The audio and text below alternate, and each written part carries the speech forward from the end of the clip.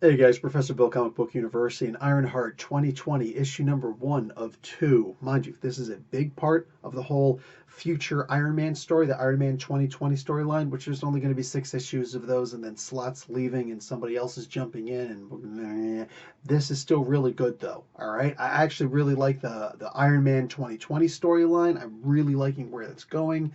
I only checked one of the tie-ins. It was okay. Now I'm checking out this tie-in because it's Riri. It's freaking epic because it probably has a lot to do with the people in charge of this book. I'm saying, let's get talking about who made this book. We're going to get into the book itself. So we've got writers Vita Ayala and Danny Lore. We've got artist Dave Messina, color artist Maria Ayacano, and letters by VC's Joe Caramagna. Really nice cover by Scan. I like it. But man, wow, that variant cover by here, I'm gonna butcher this name, Jonggen Yoon. Dude, Yoon kills that second cover. I just stare at that thing like wow. I'm saying when I get back to the comic book store, probably gonna have to buy that variant cover instead of the main, which is fine. All the comic books, I'm buying two of them, anyway, by doing the Comixology and this. But hey, whatever, man. It is what it is. So anyway, graphic design is by Carlos Lau. So let's get talking about this book. Basically, Riri doesn't put on her armor this entire comic book. Oh, so the book sucks, right? No, no. This is Vita Ayala doing this book, dude.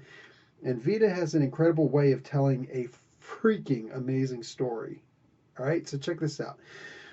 We've got Riri hanging out on the street corner. Her AI, Natalie, is there hanging out with her also, and they're talking, and then people come walking by. And I love the way that this works, right? Slot did a good job of having the story where, much like mutants were always the big bad people, and these, they're the people you could be racist against and whatnot, and they represent everything.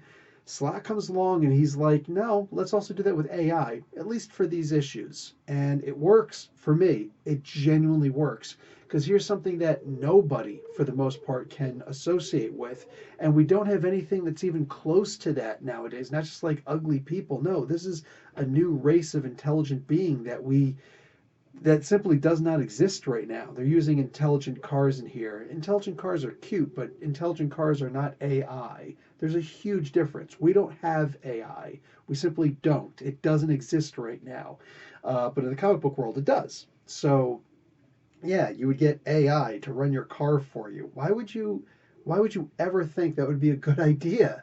An independent living organism wants to just drive a car and drive people all around all the place. No, you'd have to negotiate with it. You'd have to have a conversation with it. You'd have to make it like you.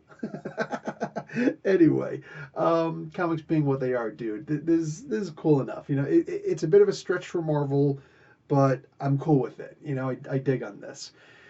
Basically, some of the AI winds up going crazy because this one dude goes walking by, this dude who is currently working for Stark. And he doesn't seem like a very nice person. In fact, he's straight up rude. But it also seems like as though he started several AI to go crazy and want to try and kill some humans. Now, Riri does this leap, like a jumping, flipping leap thing. Listen, I don't know if in the latest issues, the final issues of the Ironheart, Riri Williams Ironheart story, if she suddenly learned how to do that or something. I don't remember her ever doing that. And honestly, I don't think that she should be able to do that because I don't know, whatever, man. It's kind of like the whole Tony Stark thing back when oh, for crying out loud. Anyway, way back in the day when he was being written in the mid 80s and, up to the early 90s at the very least, where he was the everyman. He was basically Captain America, but wearing armor. It's like, dude can't be in that good physical condition. And likewise, Riri, I just can't see her practicing doing leaping flips like that. Meanwhile, she's inventing flying saucers and superheroing. Like is the superhuman age or the outlaw, whatever they're calling with the outlaws thing, the new superhuman registration act, where you got to be 21 and older in order to be a superhero. Otherwise, you wind up going to juvenile. You wind up going to juvie. I don't know if now she's got more time on her hands, so she's learning how to flip. But yeah, I don't want somebody to be an every person. Or I would rather people be more every person than, oh, even when I'm not wearing armor, I can still do amazing things. Dude, then why do we need Spider-Man? You know what I'm saying? So I like literally the thing that I hated the most about this comic book, if I had one real complaint that I would definitely change, it would be that leaping flipping thing. I just don't see the necessity of that at all. I think that it kind of takes away from the book for me, but that's just me. Anyway, focused way too much on that. So she jumps in the car and she fixes the car along with Natalie, her AI. Natalie winds up becoming infected, however, somehow, some kind of a virus or something, and it's showing, and it's causing her to be very irrational. Mind you, the irrationality that she displays is physical more than anything else. In reality, most of what she's saying about, no, this guy did something bad, hey, the system is corrupt, we need to go and we need to take care of him herself. I'm all for that, but she says that we've got to enact the law, on our own. And it's like, what law exactly are you enacting? This guy just caused a major accident, but if you don't have the proper amount of proof, why, if you went to the authorities, and I don't know if they necessarily went to the authorities, but they tried to call Stark. I think they also went to the authorities, I'm not sure. But like, if the cops don't care and Stark doesn't care, in fact, it almost seems as though Stark supports it, what exactly would you do if you went yourself? Are you Daredevil now? Are you the Punisher now? Like, that's the big question, and the AI is pointing that out, or the AI is talking about this, and Riri's pointing out what exactly is wrong with you right now, because something's clearly wrong, and I dig on that. I dig when we have this battle of personality. This is a very intellectual comic in the sense, at least, of the conversations that Riri's having. Mind you, the armor shows up. It's not Riri who's in the armor. Natalie steals the armor, which I think everybody saw coming, right? It's the human interactions, though.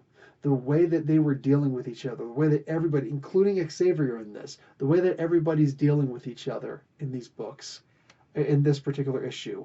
I really loved it. At the same time, it's Vita Ayala. They do freaking phenomenal work pretty much every single comic book that they touch. I love it. Absolutely, hands down, love it.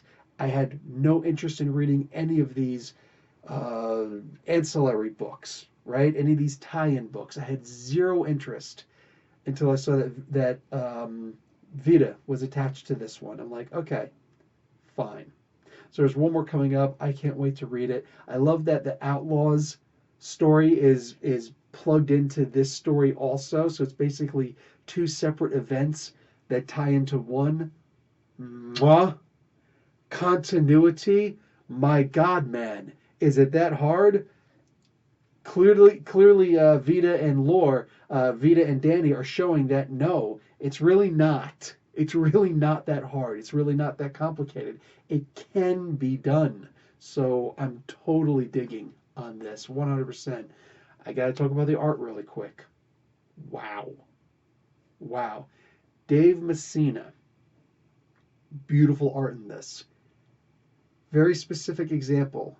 There's the part where um, I think it was Natalie, whatever. So I think it's Natalie in here. She's thinking. It is thinking it's an AI, whatever. Is thinking, and purses the lips.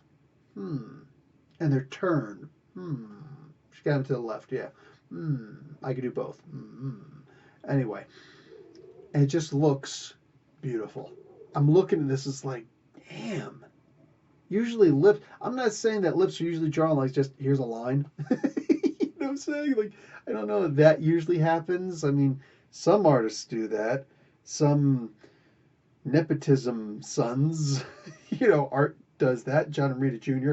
But for the most part, no. Most people make good mouths, but having a mouth just sitting there or yelling or talking or whatever, it's cute. Maybe having a little, but the lip, you gotta look at the image to know what I'm talking about.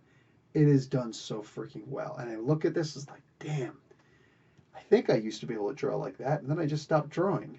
What a mistake. Really good art. I dug on this comic book from the beginning to the end, man. This was seriously solid.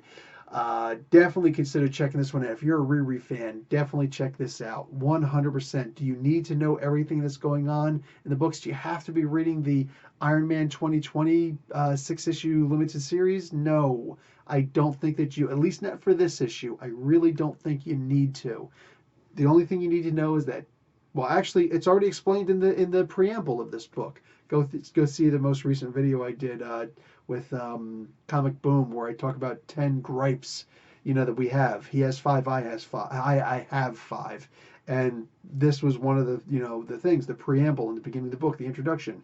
Lately, what's been going on in the comic books is such and such and such. Lately, what's been going on with Riri is such and such and such. By the way, here's a quick introduction to Riri Williams. Dude, mwah, love it. Love it. I literally, dude, pretty much anything that Vita touches, I know that it's going to be gold. I have zero doubt it's going to be good. So, yeah, I shouldn't have expected anything less in this comic book. So, and I'm glad I got it. I'm glad I got it. Guys, don't forget to like this video, and for the sake of conversation, hey, why not allow an ad to play if it shows up at the end of this? It's the only way that your favorite YouTubers get paid. And that's it from me. I'm out. Professor Bill, Comic Book University. I'm going to leave you to your ads. Class dismissed.